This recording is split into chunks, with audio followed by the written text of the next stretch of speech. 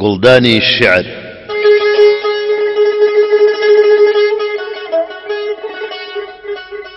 لە مەڵقەی گڵدانی شعردا گەشتێکەکەین بە دوابەشی دیوانەکەی حەزرەوتی مەحوی و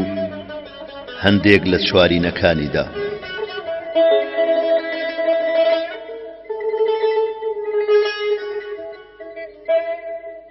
بە ئەفسون و دوعا تەسخیری ئەو شۆخە چه ئیمکانە، خەیاڵی خاوە عنقا ناکەوێتە داوی ئەفسانە. هجومی عاشقانی دی کە مشتێ جوێنی پێبەخشین، بەسەر خۆتان یا دابەش بکەن سابەش بکایانە. غوڵامانە سەرم دانا لەبەر پێیە وەکو زوڵفی کەچی ئەو هەرمەنی خستۆتە پشتگوێ وەک غوڵامانە. سەچینەی مەرتەبەی سووتانیە ئاتەشپەرستی عشق، ئەگەر ساحب ئیرادەت بێ عەجەب پیرێکە پەروانە. بەبێ تۆ سەیری گوڵشەنکردنم هەر وەحشەتی بەردا، گوڵم دی جامە چاک و بولبولم دی غەرقی ئەفغانە. نەسیحەت بێ برا گەڕۆڵە بوو مەڕوانە بۆ ئابا، گەواهی عەدلی ئەم دەعوایە پووری پووری مەروانە. مەتاعی سدقی ئیخلاسم لە بازاڕی ڕیاکاران، لە سوورەی قول هو الله دەکەم لە موشریکستانە. ئەوەندەم لەو قەد و باڵایە ئاشوب و بەڵا دیوە، لە سەیری سەروی باغم غایلەی غولی بیابانە. نەماجێ ئەو جگەر گۆشە مەگەر ڕۆح و ئەویش دەڕوا، جگەر سۆزانە دڵ بریانە دیدە پڕ لە گریانە. چ بەرقی جیلوەیەک هەوری بەهاری کردووە بێتاب، بە ناڵە و گریەوە دێت و دەچێ وەک تازە دێوانە. سیابەختی لە مەجنونی من ئیتر چی دەوێ مەحوی، سرم شێواوە ڕۆژم تیرەیە حاڵم پەرێشانە.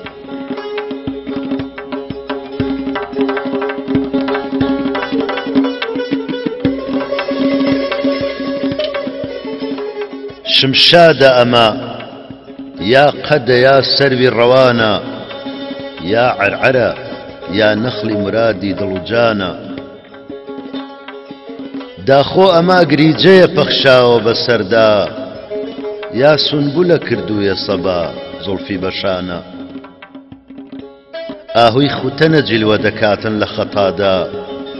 یا چاوی ڕەشی فیتنەگەری سورمەکەشانە. دڵهایی مەدایم کە ئەمە قەترەیە داخۆ، یا جوزئێکی بێجوزئە مسەما بەدەهانە. ئەممەی سیفەتی خونخۆرەوە نازک و سوورە، یا قوتی لەبە یا گوڵە یا قوتی ڕەوانە. ناڵاندم و فەرمووی کە ئەم ئاوازە حەزینە، یا مەحویە یا بولبولەکەی فەسڵی خەزانە.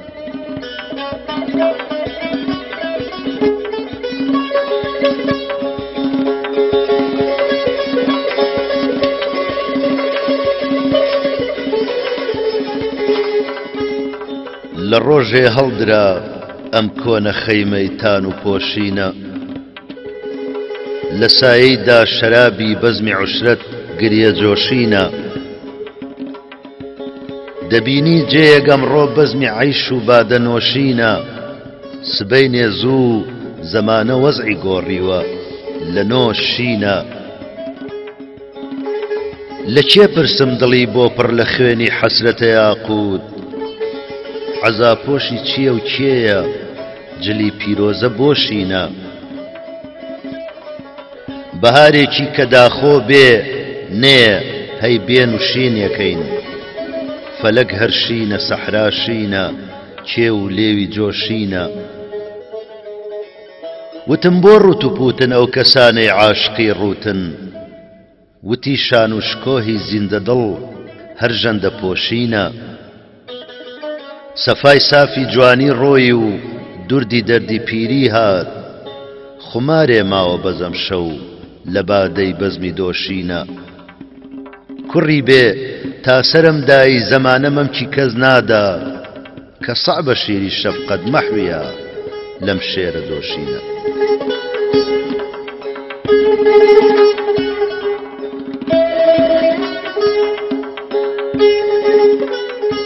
لە سەیری خەستەخانەی عەشقی ئەو سەوزەی کەواشینە لەسەر هەر خەستە دێ یا خوێندنی یاسینە یا شینە شەهیدی غەمزەیە بەعزێ سەقیمی عیشوەیە جەمعێ دیارە سەرنەویشتی ئەهلی دڵ یا شینە یا سینە لە بەنگ ئەم بەنگ گیانە چی دەبینن خۆ لە خۆ گۆڕان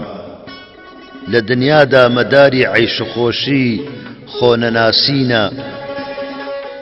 بەسەر دڵدا لە قاپی فەیزەوە دێنەش ئەپەی دەرپەی چ غەمزەی دیدە مەخمورێکە ئەم شەو کوندەکاسینە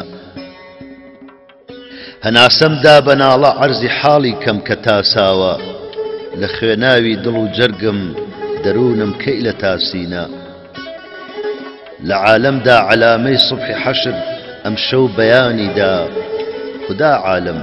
لە چاکی ئەو بەرۆکە دەردەخاسینە مەلا تەڵقینی مەحوی دانەدا حەبل المەتینی ئەو لە جێگەی زەلە زەیلی ڕەفەتی تاها و یاسینە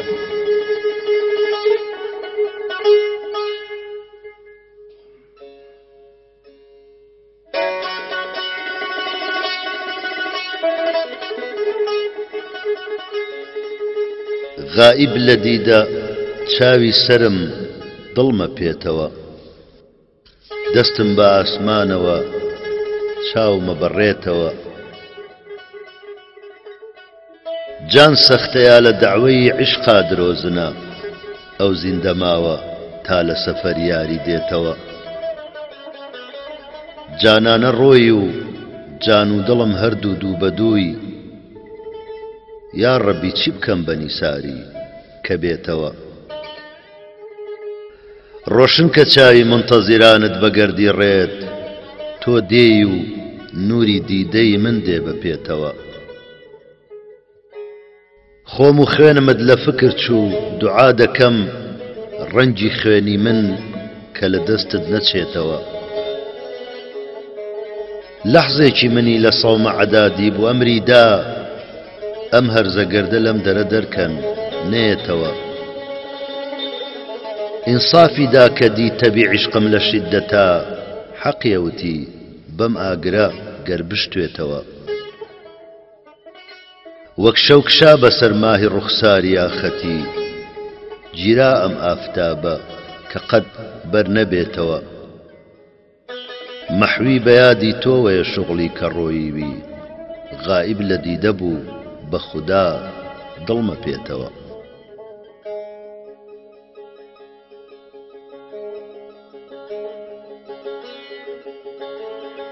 دەوای ئەم نەفسە مەلعونەت دەوێ هەر دەردە وەک جیوە کە هاتی کوشتتن ئەو ڕۆحی مەحز ئەم جەوهەری زیوە لە دنیا تا دەگاتە ئاخرەت کاریگەرە تیری وەکو تیری تەهەمتەن زامی پاگەم دیوە و دیوە لە ئەحواڵ و مەقامات ئەردوا خۆ نەگۆڕێلێت هەرەو گورگە ئەبوو زەیدی سووچی تەوری گۆڕیوە عەلاوەی بوونە ڕۆح گەربی کوژی ئەعدا عەدوو دەکوژێ چ عەقڵە دوشمنی وا پەروەری چێ خێری لێ دیوە لە عیشوەی پڕفەنی دنیا مەبە ئەیمەن کە وەک نۆشی بە تەفرەی مەی بە سەد دانا قەرابەی زەهری نۆشیوە وەکو قەترینە بەحرێ دین و دنیای پێشەکی لێسەند بە هەر کەس قەترەیە بەرماوە وەسڵێکی ڕەوادیوە وەکو دێو ئیشی عەکسە میهری قەهرە شەربەتی زەهرە فریبە گەنمی هەر جۆ شیری هەر دۆ ڕۆنی هەر پیوە کە دەستت بۆ لەسەر نێ سەر و ماڵت بە غارەت چوو کە لێوی پێکەنێ عالەم دەکا سەرشێت و کالیوە لە مەکری ئەم عەزوزە و سحری دێوی نەفس ئەمن مەحوی پەنا دەگرم بە زاتی ئەقدەسی بێچوونی نادیوە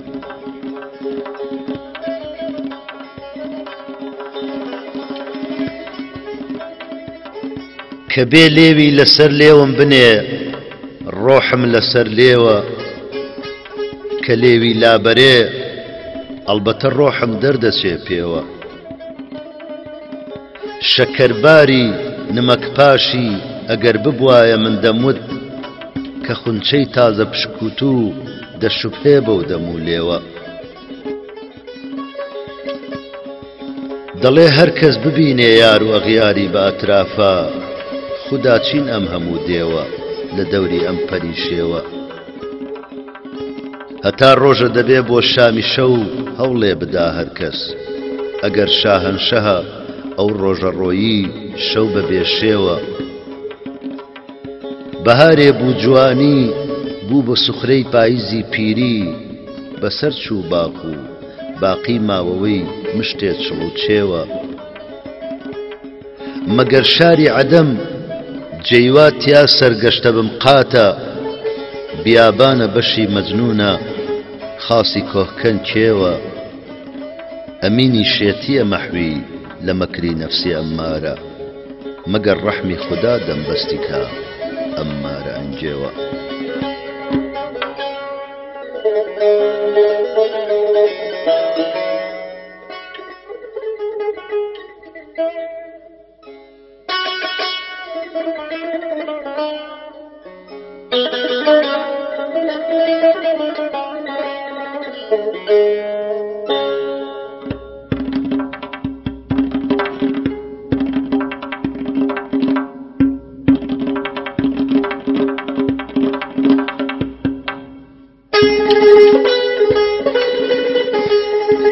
سەر کە جۆشێکی نەبێ منزر کە تاڵم بۆ چییە دڵ کە هۆشێکی نەبێ شیشەی بەتاڵم بۆ چییە دەرد و داغێکی دەرونی گەر ببێ با ڕەنگ و ڕوو سیس و مغەبەر بێ کە ماڵم بوو جەماڵم بۆ چییە تەجربەی عاشق بە سووتانی دەکرد ئەو زاڵمە سەیری کەن ئێستا دەڵێ مشتێز و خاڵم بۆ چییە پێی بەسەرمانە کە بوومە خاچی ڕێی گردم شکر گەیە داوێنی دەڵاڵی بای شەماڵم بۆ چییە داغی سینە و پێچ و تابی دوودی ئاهم خۆ هەیە مۆر و توڕەی ئیمپراتۆر و قەراڵم بۆ چییە خەڵق ئەوا مەجبوری دووخۆخستنی خەڵقن بەجان من بە دڵ مەنفورمە ڕوتبەی جەجاڵم بۆ چییە ماڵە پیتی کێنە ماڵ و گەینە حاڵی خۆیە حاڵ من کەوا حاڵی بم ئیتر ماڵ و حاڵم بۆ چییە پڕ بە پێ زنجیری شێتی داغی سەودا پڕ بەسەر سەیری حاڵی خۆمە سەیری زوڵف و خاڵم بۆ چییە دەردەدار ئەڵبەت زوبانی دەرد و حەسرەت تێدەگا چاوی بیماری دەزانێ ناڵە ناڵم بۆ چییە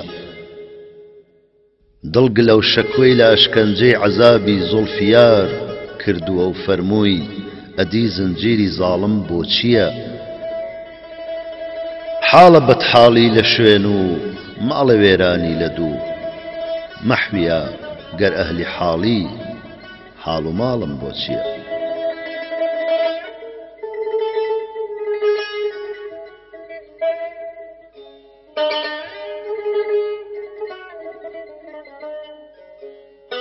دڵم دەرهات و تۆ هەر دەرنەهاتی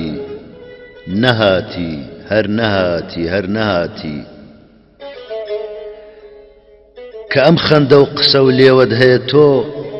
لە باتی شەکر و نوقڵ و نەباتی دەدەی وادەم بە قەت ئەمڕۆ سبەی هیچ ئەتۆ شاهی چییەوە بێسەباتی لە دنیا جەنەتی خۆ دیوە هەر کەس کە تۆ بی حازری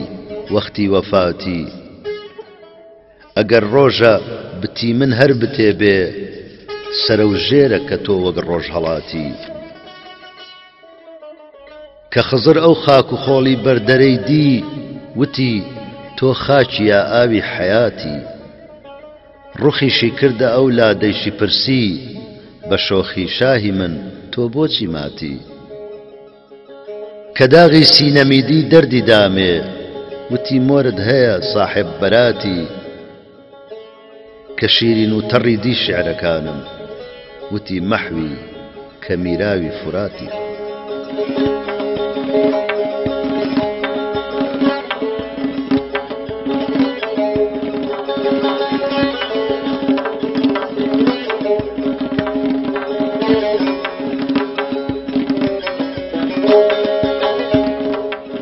لتاو أعداء عدو برني ودجمن التجاباري لچنجي جانلاي فرقتا ماوم أجل چاري بلا هر وك كل دابارية سر مزرعي أمير مگر أوتي بي مشغانة بكن وك عينما الچاري أسيري ظلفة دل أيبازي غمز غيرتي حيفا زليل أم عندلي بكوتوا بردستي قلچاري نپیگ هلگری شوێنی نەدەستێگەیە داوێنی خدا دەرحەق بە ئەحواڵی منی بێپا و پەلچارێ عیلاجی دەردی عاشق بۆتە خاسەی ئەو دەم و لێوە شفای ئەمڕازی سەودا خاسیەت چەشمەی عەسەل چارێ مەگەر قەتعی نەفەس چاری بکە وەرنا نییە هەرگیز لە پەیوەندی کەمەندی پڕخەمی توولی ئەمەل چارێ لەگەڵ ئەم عیلمە مەحوی داغداری جەهلە تۆ تەوفیق طەبیبی بۆ مەریزی دەردی عیلمی بێ عەمەل چارێ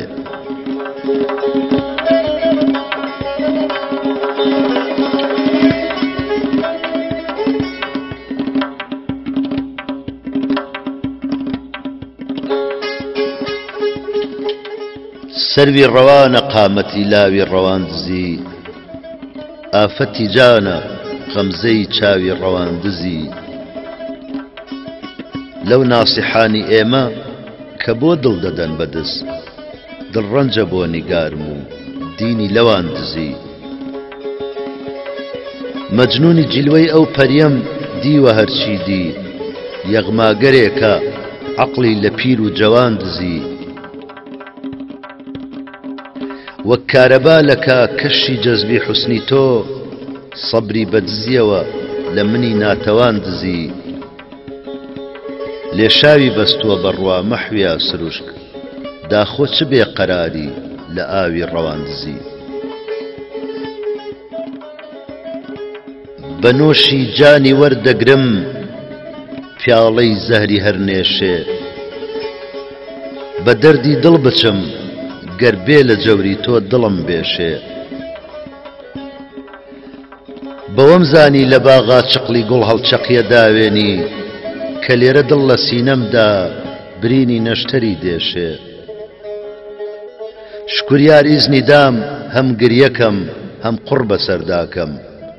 بەجارێ شاهی من بەحر و بەڕی بەخشی بە دەروێشێ لەمێ مەیدانی عیشقا کلکە ڕێوی ڕیشی تۆ زاهد چ بێ قەدری دەبێ گەر شێری بێتێ کلکی ڕاکێشێ وتم ڕوخسەت دەجانە دا بە قوربانی لەبت کەم جان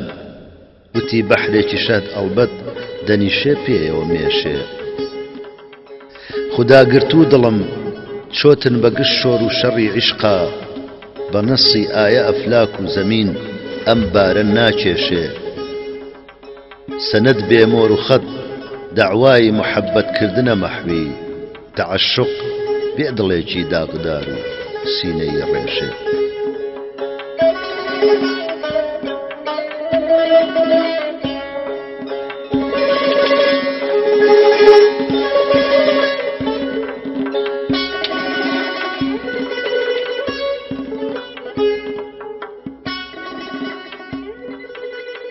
حەقی بوو دڵ لە کۆیە ما بە سینەی ئێمە ناڕازی کە عاسی قەسری خولدی دی بەجێ ئەلحەد نەما ڕازی چووە چوو خۆ نەهاتوو نادیارە حاڵە ماڵت بێ بەسەم نەقدە بکە سەرفی غەمی مستەقبەل و مازی ببینن گەر لە ساقی ناز و عیشوێک ئێمە دەیبینین بە مەینۆشی دەدەن فتووە بە مەستی مفتی و قازی لە نان و ئاو ئەوا ئیمساکیە مردوش ئەرێ زاهید چ عوجبێکە ئەمەندە بۆ دەنازی تۆ بە مرتازی قسە و باست لە عیرفانە کەچی دنیایە مەنزورت لە عنوانی جەواهید جۆی یای و ڕوو لە ئەعرازی قسە گەر عێقدی گەوهەر بێ غەرەز دەیکا بە خەرموهرە چ تەئسیرێ لە وەزتایە واعز وا پڕەغرازی مەبە مەحوی بەڕوو پێدانی یاری عیشوەگەر مەغرور وەکو دنیا سەباتێکی نییە ئیقبال و ئیعرازی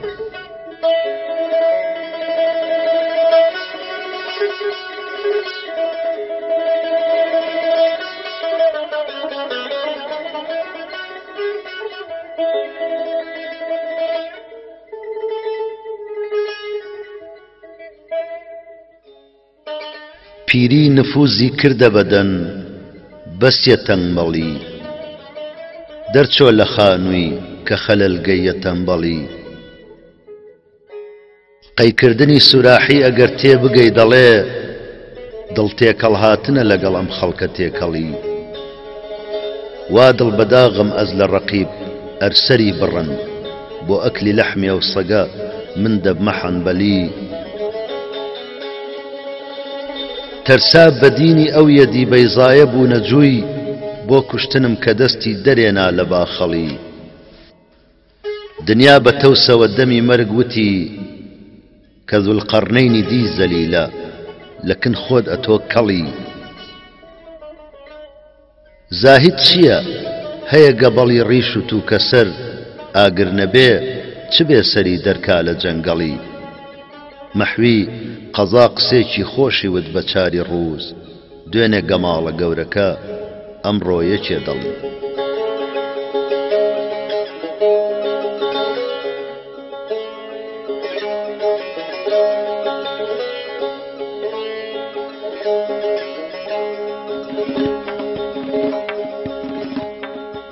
دەبێ دڵ ویسعەتێکی وەک فەلەک زیاتر وەکەف بێنێ شەو ڕۆژی فیراق و وەسڵی دولبەر تا بگونجێنێ دەخیلت بم کوڕی ئەمڕۆ بە فەرداوا دەکەم هیچە چ فەردا هاتیا نەکراوە و کارێک و بووە دوێنێ زبانی حاڵی پەروانە لە وەختی سوتنا دەیوت کەسێ واریسمە وەک من بێ لە عیشقا خۆ بسووتێنێ ڕەقیب ئەڵبەتە ئەم شەو شەق دەبا جانانە ئێوارە بە عوشاقی تەقەبولدا لە باتی سەد دوعا جوێنێ بە غەیبەتکردنی ئەم بێنەوایە تووشی خەجڵەت دێ بڵێ واعیز بەس ئەم مێرو لە بخوا وازی لێ بێنێ دەنی تەبعی وەها غالب بووە فرعەونی ئەم عەسرە نەوەک موسا لە کنجوو پارە بۆ ئیمانی پێدێنێ مەبزوە مەحویا لەم ڕێگەدا تا دەبیە خاچی ڕێ ومێدە دەستی گەردت هەر دەگا ئاخر بەدارێنێ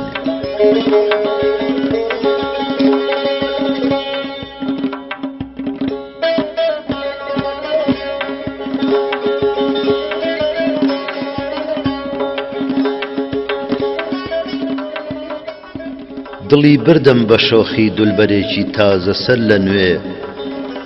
مبارەک بێ لە دڵ سەودایەکی کەی کەوتە سەر لە نوێ کە چەبرۆ دیدە ئاهوو شۆڕشین خوفیت نەجۆ تورکێ خرۆش و شۆڕشینی خستە ناو ئەهلی نەزەر لە نوێ بە ناز و عیشوە پاگەڕواحی پاکانی مسەخەر کرد بە غەمزە خاترانی دایە بەرتیری نەزەر لە نوێ سەبا کردوویە وعدەی گەردی کۆیی مەگری ئەی دیدە بە ئومێدم جەواهر سورمە بۆ نووری بەسەر لە نوێ لە بیلەعلی شیفابەخشی برینی دڵ دەکا مەرهەم ئیشارەی چاوی دەکولێنێتەوە داغی جگەر لە نوێ بە شێوەی شکڵی شیرینی وەکو کاکۆڵی مشتینی پەشێوی کردووە ئەحواڵی مەحوی دەربەدەر لە نوێ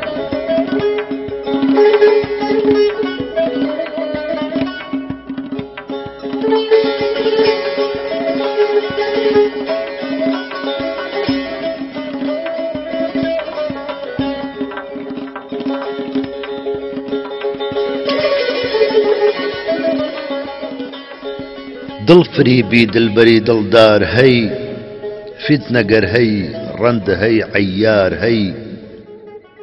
بوویە یاری غەیر و من بێگانەمام بێوەفا هەی هەی جەفاکردار هەی خۆ موسڵمانم بە ناحەق خوێنی من بۆ دەڕێژی کافری خونخوار هەی چانیە ڕەفتاری وا بەدبەست بکە دەرحەقی من شۆخی بەدڕەفتار هەی تۆ دڵت دێوانە کردم ئێستەکەش نانوێنی ڕووپەری ڕوخسار هەی قەد لە تیری ئاهی مەزلومانی عشق تۆ نەترسی زاڵمی غەدار هەی غەیری بەد نەیدی لە تۆ مەحویە تۆش هەر بەدت ڕێبێ بەدی بەدکار هەی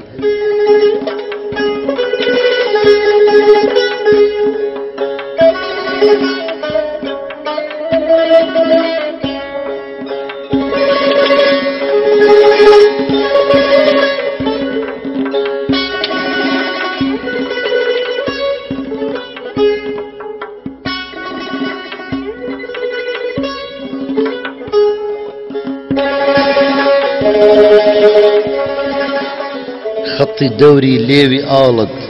ئەی مەسیحا لام و بێ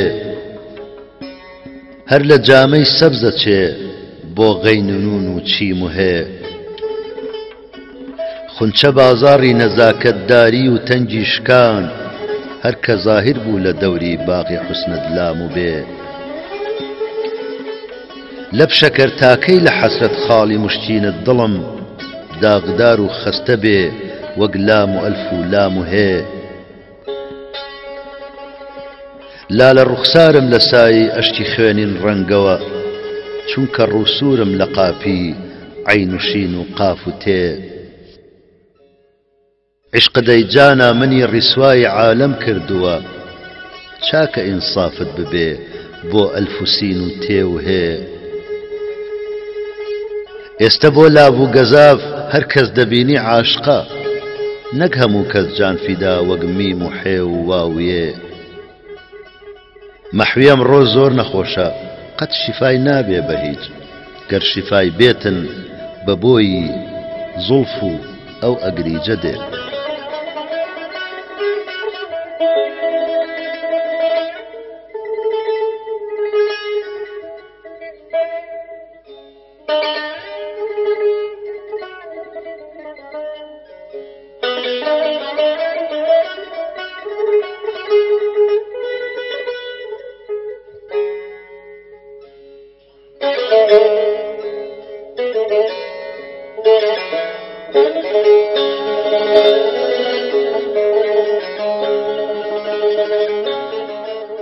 هەندێک لە شێعرە چوارینەکانی مەحوی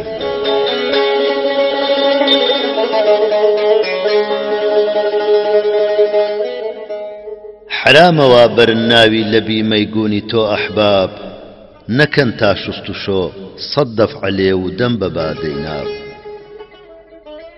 مەپرسن بۆچی ئەم شەو زوڵفەکەی جانانە پڕتابە هەرەو زوڵفە نەبوو ئەمڕۆکە کردی عالەمێ بێتاب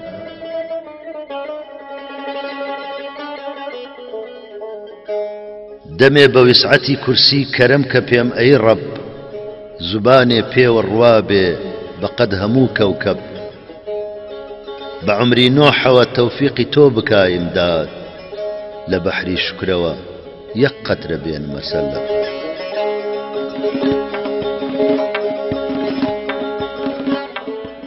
ئەهلی عیبرەت ماوە گەر بێسەیری ناسر شا بکات دوو لە دوو سێکەم شەهی کرد و کشێکی ڕێ نەهات هاتیوا سەیری نەهاتی کەن کە سەتی پانسوار پاسەوانی بوون لەناو بەستا پیادێ کردی مات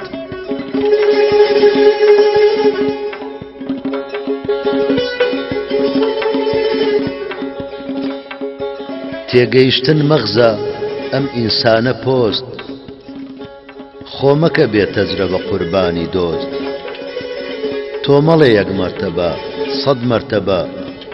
دشمنی دانا بە ئەزنادانی دۆست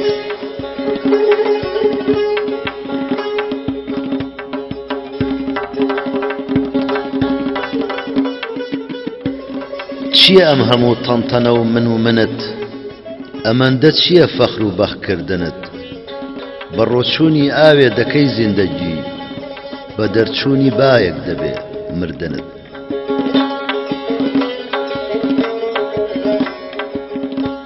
شەوێ لەیلا بە مەزنونی دەوت بنوارە حاڵی خۆت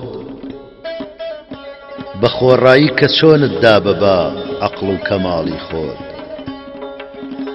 جوابی دایەوە مەجنون ئەگەر تاقەتت بێ لەحزێ لەناو ئاوێنەدا بنوارە حسن و جەماڵی خۆت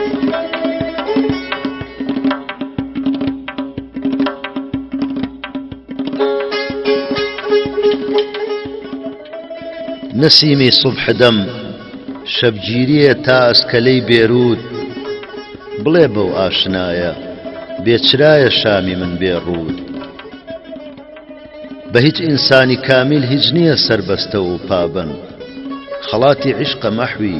من کە سەرقۆتینم و پێڕوود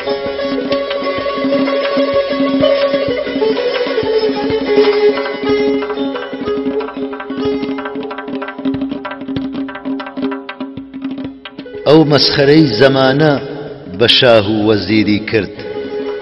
ئەو کەتنە قەد مەڵێ بە گەدا و فەقیری کرد کلچێکی پێوە کرد و بەرەو ژوور و ژووری برد تێی هەڵدەدا شەقێک و سەرە و ژێری ژێری کرد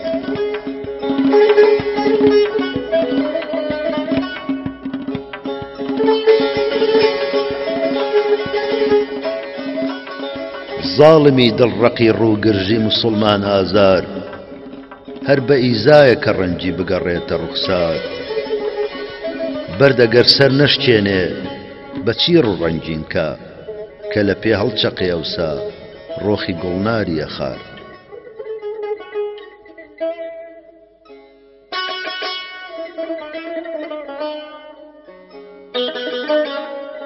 دڵشەکەتی تیری چێم چاوی بزانێ مەگەر تهمەتە هەرکەس بڵێم عند الجهينة الخبر دولبەر و بێداد و ناز عاشق و دادی نیاز خاڵە بەڕوومەت درا داغەنرایە جگەر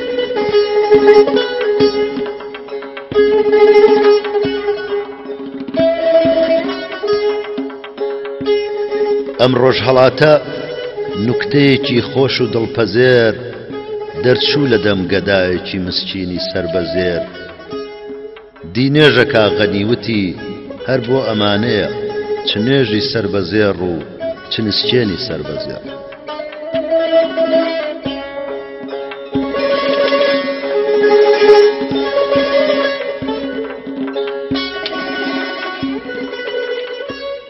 دڵ فکری کردەوە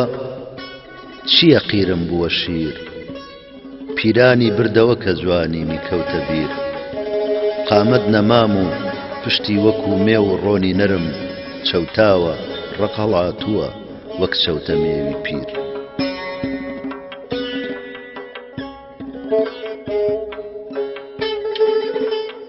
تەبخاڵەیەکی جوان و لەغایەت بەدەر لەزیز دەرکەوتووە بە تەب لە چەنەی دولبەری عەزیز وەک سێوی زیوی لە عەلتیا تعبیە کراو یا تۆپی گوڵ کە خونچەیەکی دەربچێ لە ڕیز.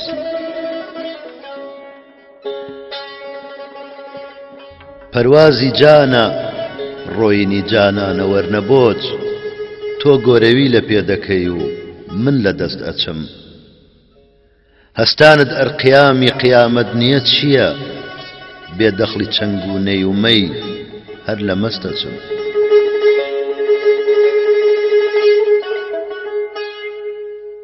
هەر گفتوگۆمە کەچی هەر دەڵێم و تێناگەم، هەر جوستوجۆمە کەچی هەر دەڕۆم و پێناگەم. چاوم ڕوا و گۆشەی ئەو ئەبروەم نەدی، دڵ بوو بە بەحری علوم و لە ئەلف و بێ ناگەم.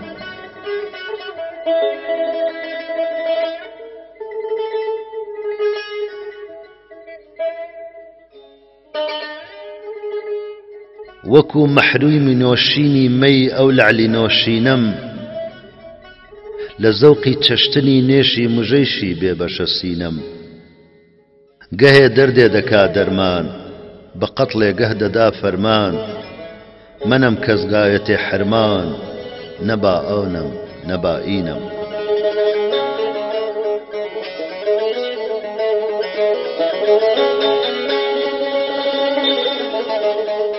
برینانی دەروونم چاوەکەم وەک چاومە وێران. لە وێرانی مەپرسە هەم دەر و هەم ناومە وێران. بەدڵ ڕازی نەبوو ڕۆیی لە حوجرە هەم لەبەر چاوم، بەجارێ ماڵی دڵم و خۆم و هەردوو چاومە وێران.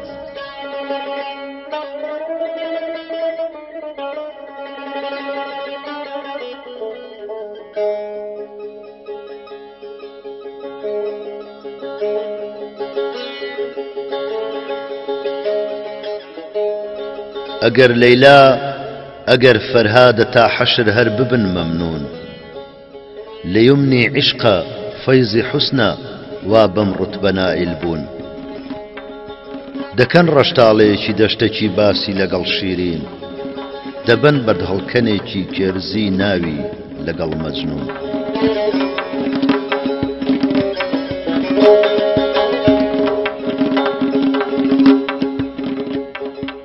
لەو ساوە نووری دیدە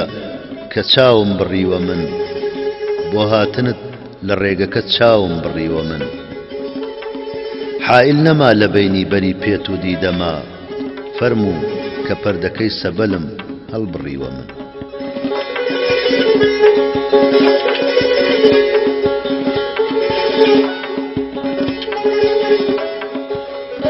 ئەشکم قەتاری بەست و هەناسەم سوار بوو، ڕۆحم چووە بە قەستی سەفەر کەی سوار بوو. لەو سەرگرانی نازە بپرسن لەسەر چی بۆج، بێگانە بوو لە یار و بە بێگانە یار بوو.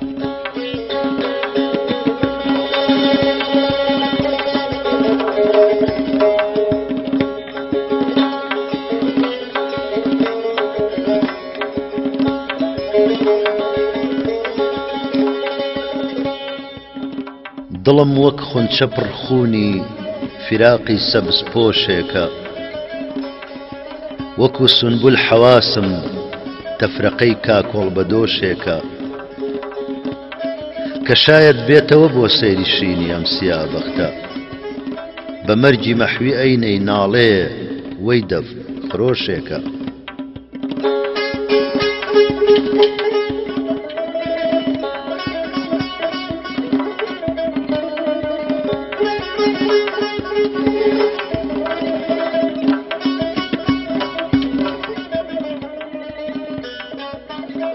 زەمانە بەعزە کەسانێ لە پڕکە هەڵدەبڕێ، ئەوەندی هەڵدەبڕێتن هەتا لە کەل دەبڕێ. بە یەک دوو کلکە بەرەو ژووری بردەوە دنیا، بە تاقە نووکە شەقێکی فڕێ دەدا لە پڕێ.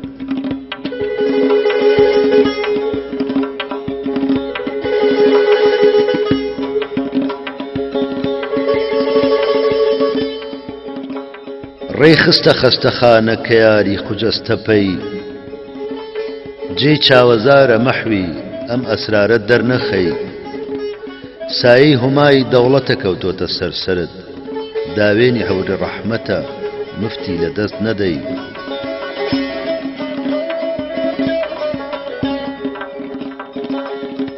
بەبێ بەزمی حوزوری تۆ